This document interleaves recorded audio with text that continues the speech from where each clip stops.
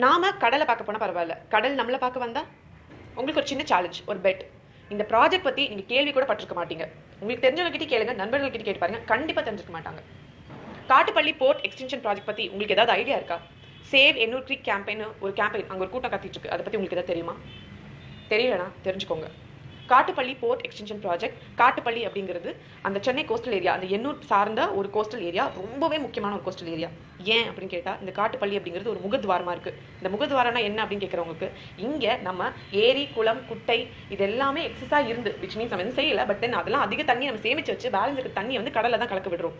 அந்த கடல் நல்ல தண்ணியும் உப்பு தண்ணியும் சேரும் இடம் அப்படிங்கிறது தான் இந்த முகத்வாரம். இது ஏன் முக்கியம் அப்படின்னா, இந்த எஸ்டரி ஏன் முக்கியம் அப்படின்னா, இந்த முகத்வாரம் இருக்கிறதுனால தான் கடல் தண்ணி நிலத்துக்கடியில் புகுந்து உப்பு தண்ணியாக மாறாமல் இருக்குது, விச் மீன்ஸ் ஃபில்டராக இருக்குது. ரெண்டாவது விஷயம், இங்கே வந்து சதுப்பு நில காடுகளும் அலையாத்தி மரங்களும் இருக்குது. இது கோடிக்கணக்கான உயிர்களுக்கு ஹப் மாதிரி இருக்குது, ஒரு வீடு மாதிரி இருக்குது. ஸோ இங்கே மீன், எறா, சொரா, நண்டு, வண்டுன்னு எல்லாமே இருக்குது. அது இல்லாமல் இங்கே என்ன இருக்குது அப்படின்னு பார்த்தீங்கன்னா, மணல் குன்றுகள் இருக்குது. இது இந்த சதுப்பு நில காடுகளும் மணல் குன்றுகளும் கடலோட ஆக்கிரமிஷ சீற்றத்தில் இருந்த மனுஷங்களையும் மனுஷங்களோட ஆக்டிவிட்டிலேருந்து கடலையும் காப்பாற்றக்கூடிய ஒரு முக்கியமான நேச்சுரலாக உருவான ஒரு அரண். இந்த அரனை தான் தரமட்டமாக்கிட்டு நம்ம ஒரு போர்ட் கட்ட போகிறோம். இதில் என்ன ப்ராப்ளம் அப்படின்னு கேட்டால், இந்த அரண் இல்லை அப்படின்னா இனிமேல் கடல்கிட்ட இருந்து நம்ம கிட்ட இருந்து கடலையும் காப்பாற்றவே முடியாது. ரெண்டாவது விஷயம், இதில் ஆக்கிரமிக்க போகிற இடம் வந்து துபாய் மிஞ்சுற அளவுக்கு கடலை நம்ம ஆக்கிரமிக்க போகிறோம். 2000 ஏக்கர் கடலை ஆக்கிரமிக்க போகிறோம். 2000 ஏக்கர் கோஸ்டல் ஏரியா, அதாவது ரொம்ப என்விரான்மெண்டலி சென்சிட்டிவ் ஏரியாவை நம்ம ஆக்கிரமிக்க போகிறோம். அது இல்லாமல் சுற்றி அந்த டிரான்ஸ்போர்ட்டேஷன் மற்ற வசதிகளுக்காக இன்னும் 2000 சொச்ச ஏக்கர். ஸோ 6000 ஏக்கர் நம்ம இயற்கையாக ஆக்கிரமிக்க போகிறோம். மனிதர்கள் இயற்கையில் ஒரு பகுதின்ற போய் இயற்கையை நம்ம ஆளணும்னு நினச்சி ஒரு படி மேலே போய் ஆக்கிரமிக்க ஆரம்பிச்சிட்டோம். ஸோ இங்கே டேரெக்டாக மீனவர்கள் பாதிக்கப்படுறாங்க. ஏன்னா அங்கே இருக்கக்கூடிய உயிர்கள் காணாமல் போகுது. ஸோ ஆப்வியஸ்லி மீன்பிடி தொழில் பாதிக்கப்படப்படுது. பல நூறு தலைமுறைகளாக வாழ்ந்துட்டு இருந்த அந்த ஒரு இது இப்போ இனிமேல் இருக்க போகிறது இல்லை. 2000 ஏக்கர் நிலத்தில் ஆக்கிரமிக்கப்பட போகிறதுனால நல்ல நீர், அதாவது இந்த குளம், குட்டை, நன்னீர் ஊற்று இது எல்லாமே காணாமல் போகுது. ஸோ ஆப்வியஸாக இங்கே கூடிய இயற்கை விவசாயமும் அழிய போகுது. அது இல்லாமல் இந்த உப்பு தொழில் செஞ்சுட்டு இருக்கவங்களும் அழிக்கிறாங்க. ஸோ இங்கே மீனவனும் அழியிறான், இங்கே விவசாயம் பண்ணுறவனும் அழியிறான், உப்பு தொழில் செய்கிறவனும் அழியிறான். அவன் அழிஞ்சு நமக்கு என்னப்பா, நான் இங்கே சேஃபாக இருக்கேன். அந்த சிட்டிக்குள்ளே ஜாலியாக இருக்கிறவங்களுக்கு கொசஸ்தலையாரிலிருந்து அந்த வாட்டர் பாடி யாரும் மறந்துருக்க வாய்ப்பு இல்லை. பல மில்லியன் லிட்டர் தண்ணியை கொடுத்து சென்னை வறட்சியாக இருந்தப்போ நம்மளை காப்பாற்றின ஒரு இடம். இந்த ப்ராஜெக்ட்னால அதுவுமே அழிய போகுது. ஸோ சென்னையோட வாட்டர் ரிசோர்ஸ் மேலே ஒரு பெரிய கை வைக்க போகிறாங்க. இங்கே அவங்களோட வாழ்வாதாரம் மட்டும் இல்லை, நம்மளோட பாதுகாப்பும் நம்மளுடைய வாட்டர் ரிசோர்ஸும் காணாம போகுது.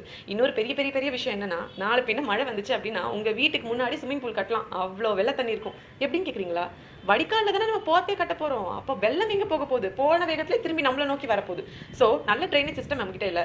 ஏரி, குளம், குட்டை நம்ம ப்ராப்பராக மெயின்டைன் பண்ணுறதே இல்லை. அப்போ போகிற தண்ணி போகிற வேகத்துல நம்மகிட்ட தானே வரப்போகுது. இனி கடலில் கலக்கிறதுக்கு அதுக்கு இடம் கொடுக்கலையே. இவ்வளோ பெரிய இஷ்யூ நடந்துட்டு இருக்கு. இதை பற்றி யாராவது கேட்குறாங்கன்னு கேட்டால் கேட்டுட்டு தான் இருக்காங்க. அங்கே இருக்கக்கூடிய மீனவர்கள் சங்கமும், பெண்கள் சங்கமும், மாணவர்கள் சங்கமும், பூவுலக நண்பர்களும், இன்னும் நிறைய பேர் சேவ் எண்ணூர் கிரீக் கேம்பெயின் சொல்லிட்டு அங்கே கத்திட்டு தான் இருக்காங்க. ஆனால் அவர்கள் குரல் எட்டப்படவில்லை. ஏதோ எனக்கு தெரிஞ்சவங்களுக்கு சொல்றதுக்காக நான் இந்த வீடியோ பதிவு செய்யறேன். கண்டிப்பாக இந்த இஷ்யூ பற்றி கேள்விப்பட்டிருக்க மாட்டீங்க. நீங்கள் ஒருவேளை நீங்கள் கேள்விப்படலை, அட்லீஸ்ட் எனக்கு தெரிஞ்சவங்களுக்கு நான் சொல்லணும் அப்படின்னு வச்சுங்கன்னா தயவு செஞ்சு இதை பற்றி மற்றவங்க கிட்ட பேசுங்க, ஷேர் பண்ணுங்க. நம்ம அங்கே போய் கூடி பிடிச்சிட்டு நின்னா தான் அதுக்கு பேர் போராட்டம் கிடையாது. முன்னாடி மனிதர்களை நம்ம மண்ணில் தான் தேடணும், இப்போ நம்ம நெட்டில் தேடணும். ஸோ இதை எவ்வளோக்கு எவ்வளோ பேசுகிறோமோ, மற்றவங்க கிட்ட ஷேர் பண்ணுறோமோ அவ்வளோ இந்த விஷயம் வெளில போகும். 6000 ஏக்கர் நம்ம இயற்கையை ஆக்கிரமிச்சு செய்ய போற ஒரு விஷயம். சின்ன ஆக்கிரமிப்பு செஞ்சாலே இயற்கை பதிலுக்கு ஒரு ரிவீட் அடிச்சா நமக்கு தண்ணி இல்லாமல் இங்கே கஷ்டப்படுறோம். இல்லை ஓவர் வெள்ளம் வந்து நம்ம இங்கே மூழ்கிட்டு இருக்கோம். இப்போ கடல் கூடியே நம்ம டேட்டா மோத போறோம். ஸோ விளைவு எந்த மாதிரி இருக்கும் அப்படின்றது நீங்க டிஸ்கஸ் பண்றது மூலியமா தெரிஞ்சுக்கோங்க. நான் சொன்னேன்னு வச்சுக்கோங்களேன், என்ன நக்ஸ்லைட்டுங்க எதுக்கு வம்பு, இப்படி பிரச்சனை இருக்குன்னு நான் காட்ட வேண்டியது என்னோட கடமை. Because everybody should take up that responsibility. I have done that properly, I guess. So இது அடுத்து உங்களோட கையில கொடுக்குறேன். நீங்க என்ன பண்ண போறீங்க, நீங்க அடுத்து இது யார்கிட்ட சொல்ல போறீங்க, எங்க கொண்டு போக போறீங்கன்றது தான் இருக்கு. Save Ennore creek campaign.